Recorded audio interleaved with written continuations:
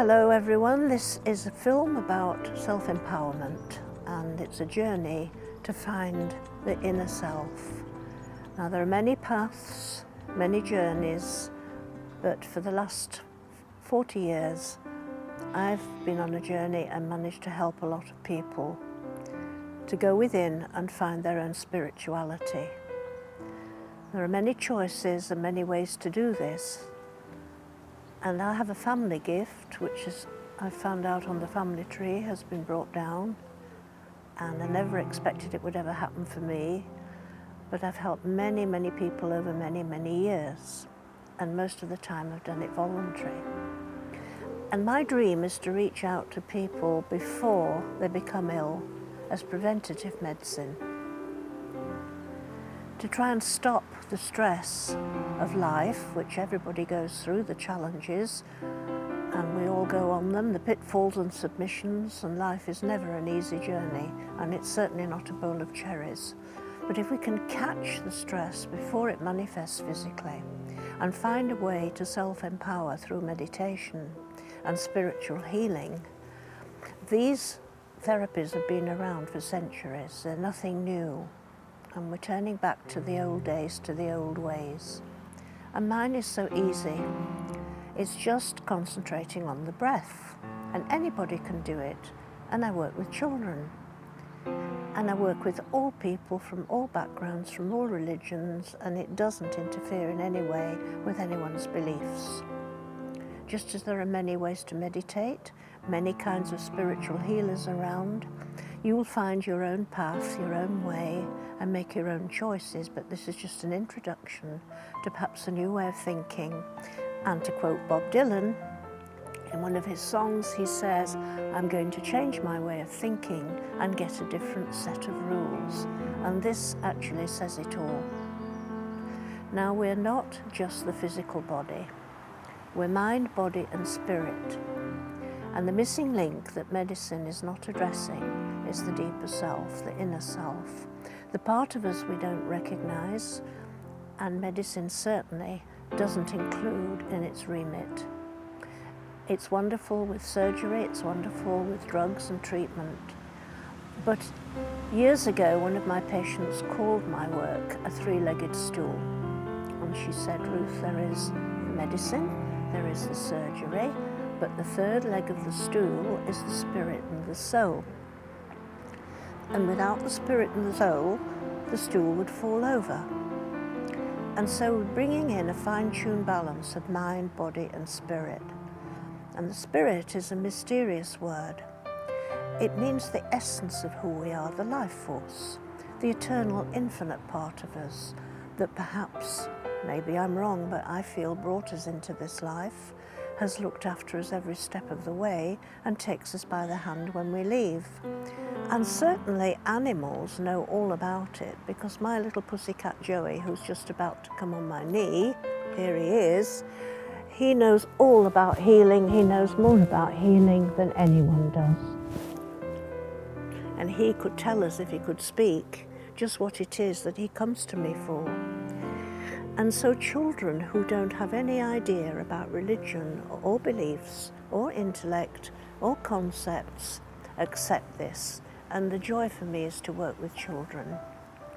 And I had a little boy who came to see me a little while ago, and I have a lovely room which looks a little bit like Doctor Who's TARDIS, and it's got lights on the ceiling, lights everywhere, it's magical. And we pretended that my room was a TARDIS and we were going time travelling. And he thought it was wonderful because his mummy was very ill, and he sat in my room with his dad and he asked if he could come back and see me again. And he said it was very powerful. Now that's 8 years of age. So what we do as adults, we want to intellectualise, we want to find out what it is. We might take a flower in our hand and say, well, where does the perfume come from? Where does the colour come from? And we've destroyed it by tearing it apart. You cannot prove spirituality. You can't hold it in your hand. It's an enigma. It's mystical. It's magic. It's been around for centuries. And ancient knowledge and ancient wisdom has long been forgotten. and we are learning to come back to something we've always known. Now, if we can harness that energy, that life force, that soul, that spirit, that essence, which we don't know how to describe, how science could ever box it, it is really so tangible that it can take us by the hand and show us the way in our life, for it's always been with us. It's the mystery, it's the part of us we don't understand. As working with the universe, it's how we see it, it's how we acknowledge it, and what gifts we're given. And I try to keep it very, very simple. It's unconditional love, it's truth, it's everything that's so missing in the fast world that we're trying to survive in. And everyone is going through stress with financial problems at this very moment, relationship problems, bereavement that I've just been through myself. It's very hard. And I work with carers, with families, with children, with everybody in the family. And a major part of my work is to help people to let go of fear.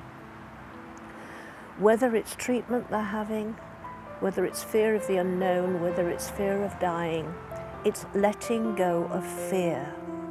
So I'm going to try and incorporate the CD, which everybody thinks is so wonderful, and I can't improve on it. I did it a long time ago, and it has a momentum of its own. Apparently it's my voice that carries through a vibration of healing energy, as do my hands. Now, I'm totally unaware of the gift I have until people tell me that phenomena can take place, and it does with maybe many, many healers. There are lovely healers out there, and I speak for all of them because we need to get it on the map. We need to draw it in, and you need to go to someone who's bona fide, who's well qualified, and of course a member of a recognised organisation. We need to know who we're going to, and we need to have that trust in that person. And if you don't like the person that you go to, you find somebody else. But they can awaken, as I'm able to do, the inner spirit, the work of the spirit, the hidden splendour being the work of the soul and the spirit. And it is hidden until we invite it through. So spiritual healing can invite it through, and meditation keeps it on track. And if we can turn within ourselves, even for a couple of minutes each day, sit quietly, away from the television, away from the phone, then we can find our real self, not the ego personality self that we identify with and we put forward to the outside world, the pretend self, the real self, the eternal self, who we really are. For we're all spiritual beings traveling through this world, using a physical body on a journey of learning, and the lessons can be very, very hard. No one has ever answered the question, why do bad things happen to such good people? Why is there so much suffering? And we seem to have news travelling fast from all corners of the world now, and we're reaching a point where warfare is constant. We're never without it, and throughout history we have never been without it, and most of it is in the name of power and different religious beliefs. It should all be about love, unconditional love. The Buddhists call it metta. I happen to be Jewish, and it's known as loving kindness, and my teachings come from the Kabbalah. But it doesn't matter where the teachings come from. It's about finding the self with the big S, not the little self, the self within. It's known as the big I within, as against the little I, which is the ego self. And when we can incorporate all these aspects of our true self together, then our life can change for us. It can take away depression, it can take away stress-related illnesses. No promises of cure can ever be made by a healer. But we can heal ourselves. We may not cure ourselves, we can heal ourselves. And there is a difference, a subtle difference, so no promises must ever be made.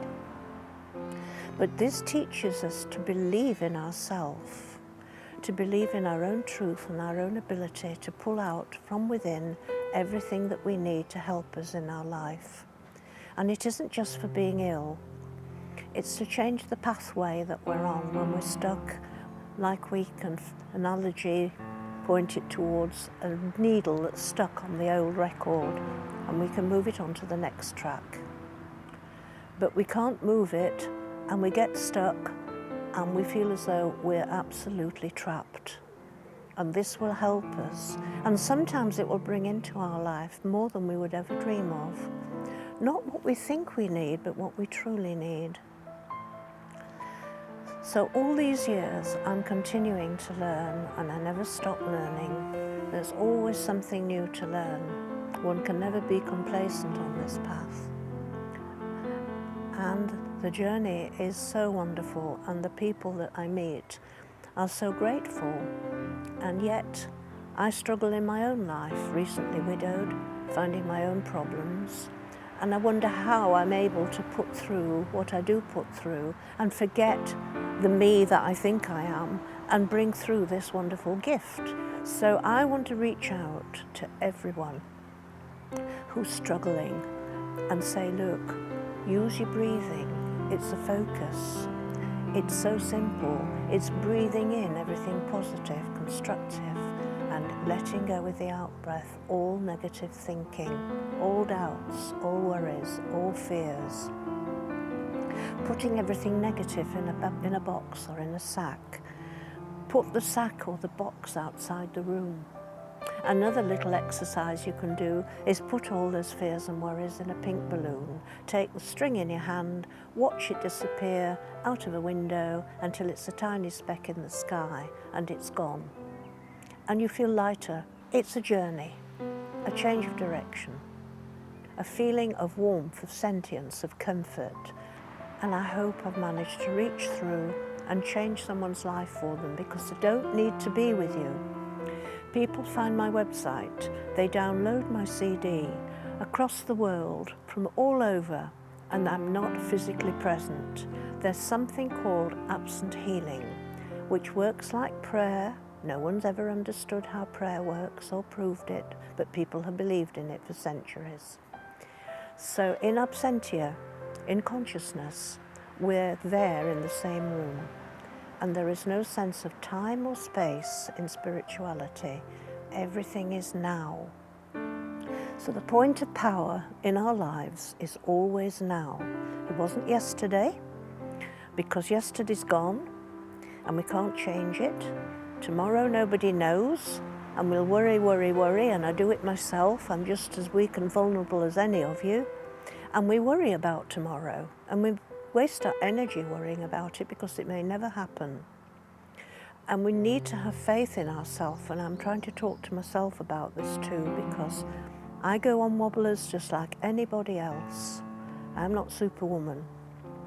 And we've all got an Achilles heel, we've all got something that sends us spiralling downwards. But we can come up so much faster and so much stronger because we have a rock to hold on to. Meditation is stillness. There are many techniques. There's visualization, there's hypnotherapy, there's chanting a mantra.